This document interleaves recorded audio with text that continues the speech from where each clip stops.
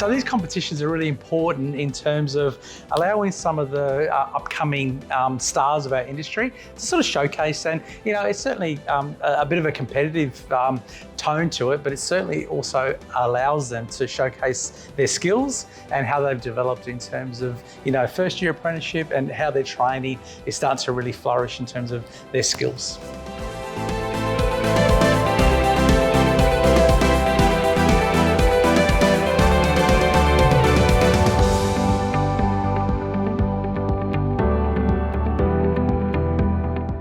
It's a great event, the WorldSkills. Certainly, I encourage anyone that's interested in their own skills and improving their skills to apply and to become part of it.